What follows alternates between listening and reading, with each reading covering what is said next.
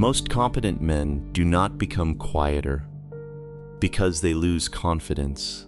They become quieter because they finally understand something uncomfortable about people. At first, competence creates openness. A man explains his ideas. He shares observations. He tries to help. He believes effort will naturally earn respect. But over time, experience changes the way he speaks. Not because he becomes cold, because he becomes observant. He notices how often people ask for honesty, then punish it emotionally.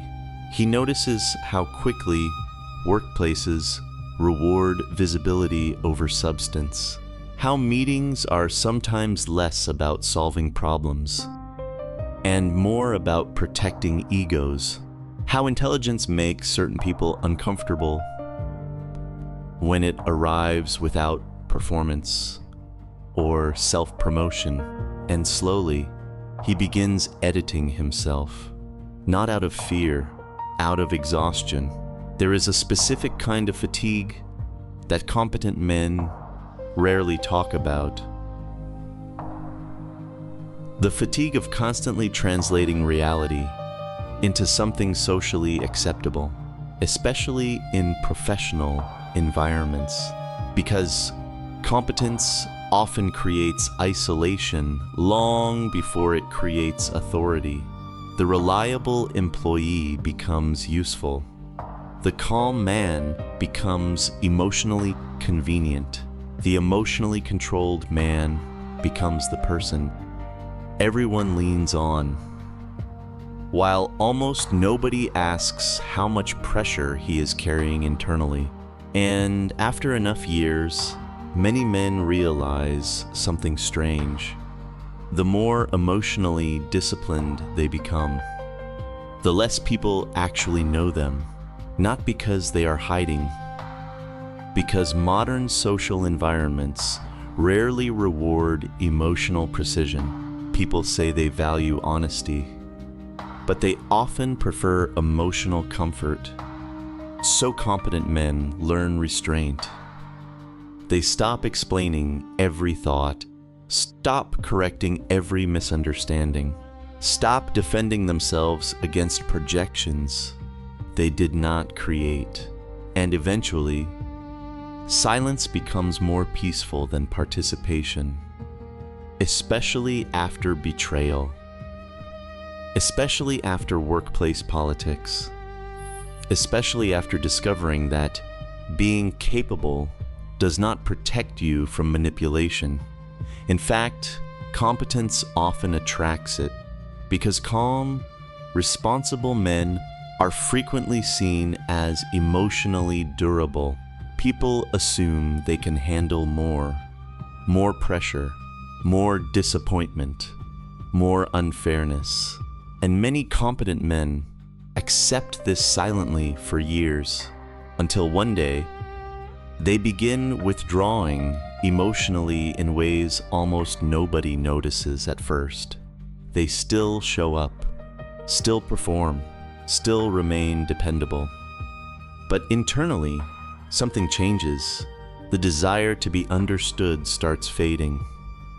Not completely, just enough to make silence feel safer. This is why some highly competent men speak with unusual precision. Every sentence becomes filtered, measured, minimal.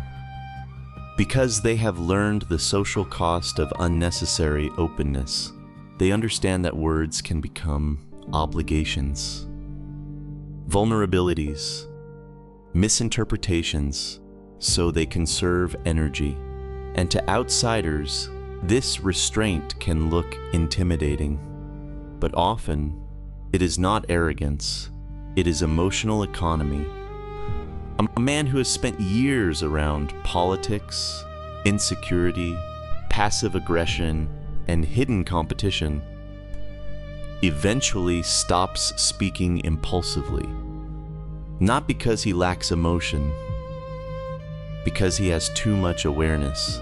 He knows how quickly people reveal themselves when you remain quiet, how silence makes insecurity uncomfortable, how some people expose their intentions the moment you stop over-explaining yourself.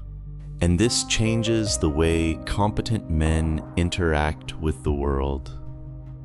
They stop chasing validation, stop trying to win every social battle, stop needing to be seen as the smartest person in the room, because maturity teaches something younger men rarely understand. Real confidence becomes quieter over time, not louder. The loudest man in the room is often still negotiating with his own insecurity. But the competent man who has survived disappointment, humiliation, professional betrayal, emotional isolation, usually develops a calmer relationship with his own ego. He no longer needs constant recognition to feel valuable, and that emotional shift changes his entire presence. There is another reason competent men become quieter. They realize how lonely responsibility actually is, especially for men, because many men are taught to become useful before they are taught to become emotionally understood. So they learn performance first, control first, restraint first. Even emotionally intelligent men often carry sadness privately because they know vulnerability changes how people perceive masculine competence. This creates a strange emotional contradiction. The more capable a man becomes, the less space he often feels allowed to occupy emotionally. People admire his composure, but rarely ask what it cost him to build it. And over time, silence becomes part of survival. Not dramatic silence, not angry silence, just controlled distance. A psychological habit formed through years of emotional calculation. But there is also wisdom inside this restraint, because competent men eventually understand something that changes everything. Not every thought deserves explanation. Not every misunderstanding deserves correction. Not every room deserves access to your inner world. That realization is not bitterness. It is discernment. And discernment often sounds quiet, especially in a world addicted to constant performance. So, when a competent man speaks less over time, it is not always because he has become disconnected from people.